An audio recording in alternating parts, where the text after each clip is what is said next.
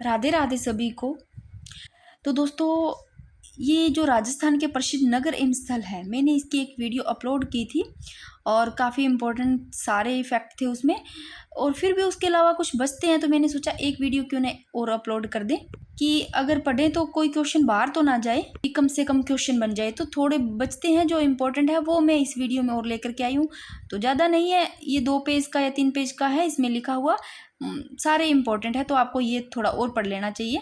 अगर उसमें इतना टाइम लगा दिया, वो एक क्लास देख ली है, तो इससे भी क्वेश्चन बन सकते हैं।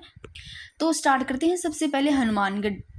देखो, जो हनुमानगढ़ शहर है, इसे प्राचीन समय में ये ध्यान रखना योध्या क्षेत्र के नाम से जाना जाता था। एक तो जितने भी नगर हैं उनके प्राचीन नाम और उसके संस्थापक और स्थापना कब हुई और वहाँ से क्या इंपॉर्टेंट चीज़ें हैं, क्या है वहाँ पर, वो चीज़ें देखना है, पढ़ना है। तो प्राचीन समय में देखो भाई, योध्या क्षेत्र के नाम से जाना जाता है, योध्या क्षेत्र के नाम से, ठीक है भाई। और बात करते हैं तो ये देखो, जिला कब बना हनुमानगढ़ जिला? देखो, ये 12 जुलाई 1994 को बना। राजस्थान का कौन सा जिला? 31वां जिला बना भाई, ठीक है ना। वैसे भी RJ 31 से याद रख सकते हो, 31वां जिला बना, याद रह जाएगा, ठीक है। आगे देखो, हनुमानगढ़ में कालीबंगा भाई, जो कि राजस्थान के हनुमानगढ़ जिले में स्थित है। कालीबंगा स्थित है हनुमानगढ़ में, सभी को पता है। और देखो, कालीबंगा सभ्यता यहाँ से देखो, यहाँ प्राचीन सरस्वती नदी प्रवाहित होती है, सभी को पता है, ठीक है। और जो ये कालीबंगा, इस स्थल की खोज की बात करें तो अमलानंद घोष ने की भाई, ये भी ध्यान है। वैसे सभ्यताएं मैंने इतने अच्छे से शॉर्ट नोट्स में बना करके करवा रखी है, आप प्ले लिस्ट चेक करना और कोई क्वेश्चन भी बाहर नहीं जाएगा। अगर सभ्यताओं से जो भी क्वेश्चन बनते हैं, बहुत ही शानदार शॉर्ट नोट से बनाई हुई है मेरे, हिस्ट्री में देख लेना आप। तो देखो, जूते हुए खेत के अवशेष भी यहाँ से प्राप्त हुए हैं और अमलानंद घोष ने इसकी स्थापना की, ठीक है भाई ये। अब देखो, और हनुमानगढ़ से यहाँ बटनेर दुर्ग है हनुमानगढ़ में, ठीक है भाई। इसका निर्माण की बात करें तो राजा भूपत ने करवाया और मरुस्थल से घिरा होने के कारण धानवन दुर्ग श्रेणी में है भाई ये बटनेर दुर्ग।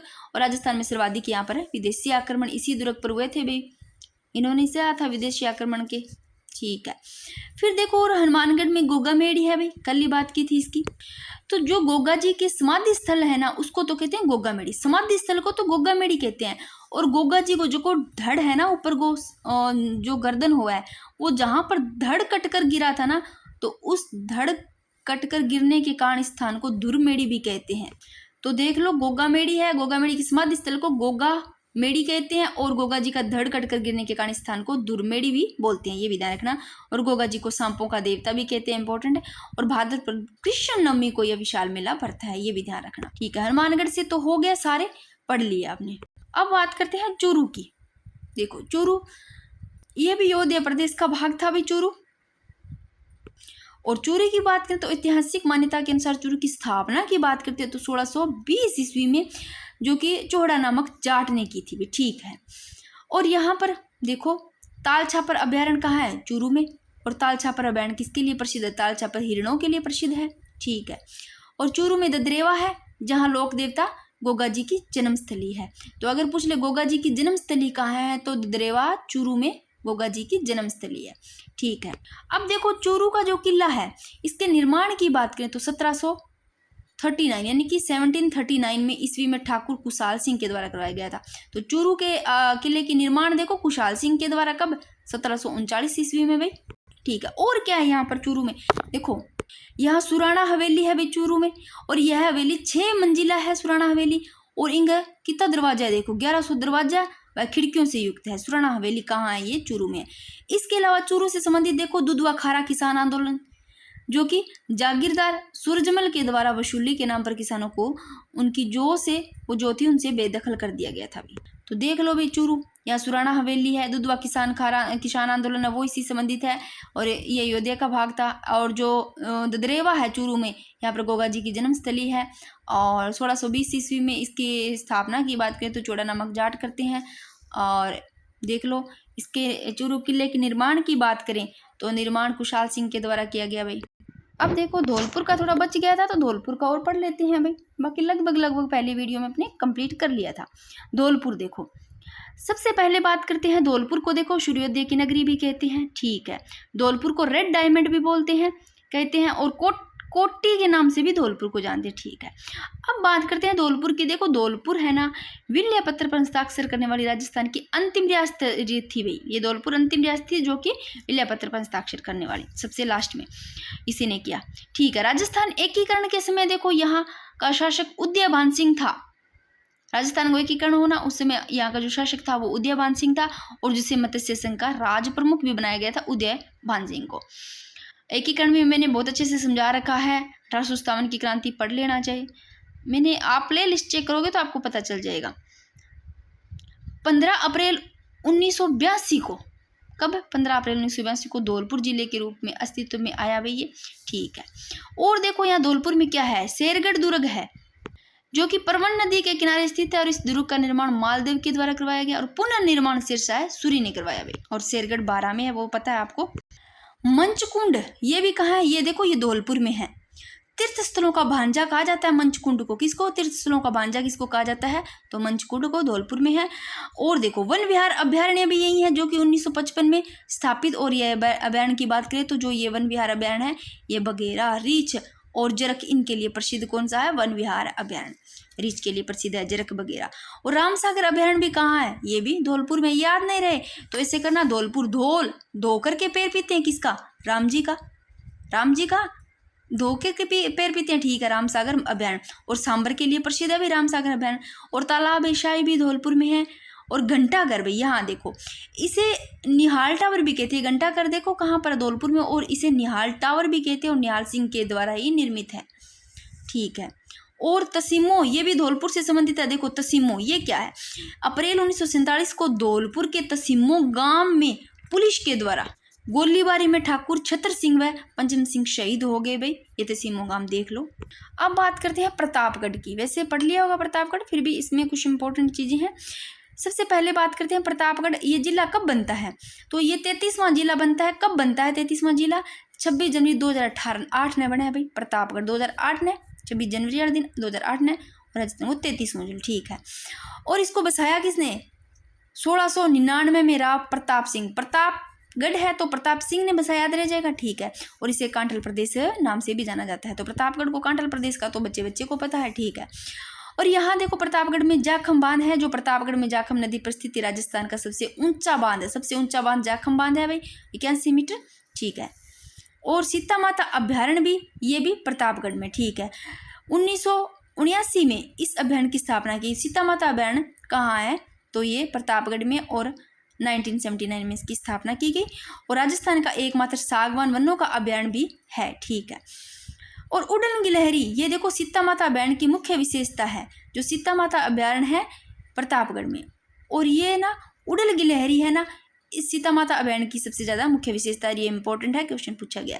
फिर देखो प्रतापगढ़ से संबंधित थेवा कला, ये देखो प्रतापगढ़ से संबंधित है थेवा कला प्रतापगढ़ में।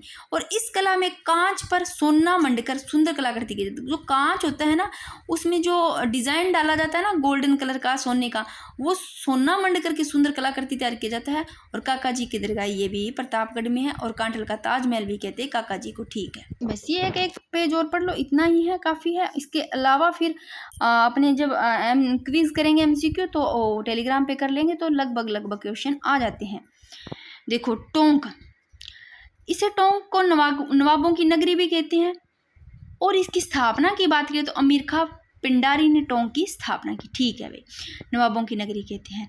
तो देखो टोंक से संबंधित एक कसरे इलम जो कि 4 दिसंबर 1978 को अरबी फारसी शोध संस्थान टोंक में स्थापित की गई।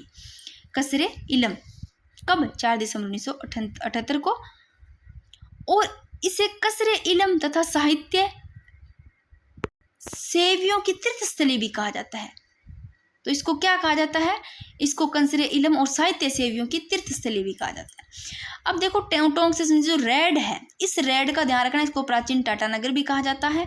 और यहाँ एशिया का सबसे बड़ा सिक्कों का भंडार प्राप्त है। तो एशिया को सबसे बड़ा सिक्कों का भंडार कहाँ है? रेड में। और इसको प्राचीन टाटानगर कहा जाता है। और देखो टोंक में मुबारक महल है। टोंक में क्या है? मुबारक महल। और जो मुबारक महल है यह जो टोंक में जो मुबारक महल है ऊंटों की कुर्बानी के लिए प्रसिद्ध है।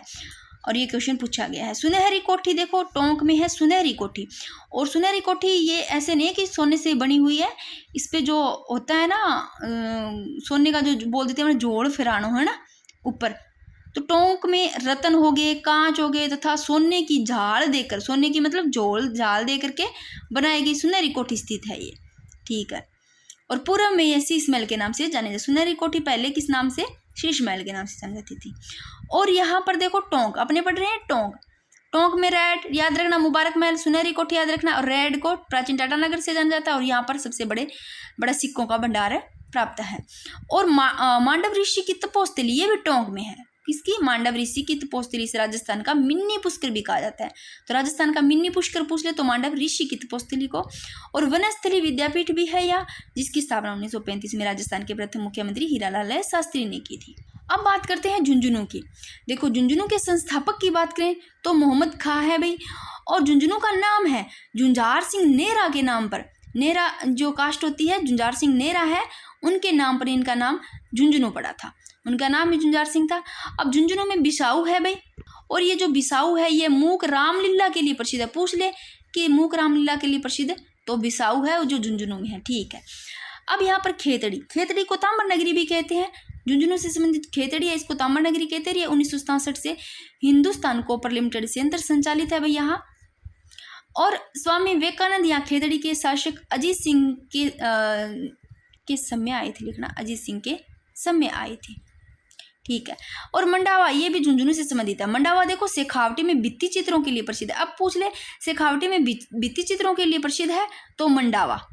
और नरहड़ में देखो शक्कर पीर की बाबा की दरगाह इंपॉर्टेंट है, लगा लो, तो ये झुंझुनू से संबंधित है। नरहड़ झुंझुनू में जो कि शक्कर पीर की बाबा की दरगाह है नरहड़, और जिसे बागड़ की धनी भी कहते हैं, नरहड़ को बागड़ का धनी भी कहते हैं, ठीक है। खेतड़ी महल भी है झुंझुनू में, और झुंझुनू जिला मुख्यालय पर स्थित है। खेतड़ी महल का निर्माण भोपाल सिंह द्वारा 1970 में किया गया।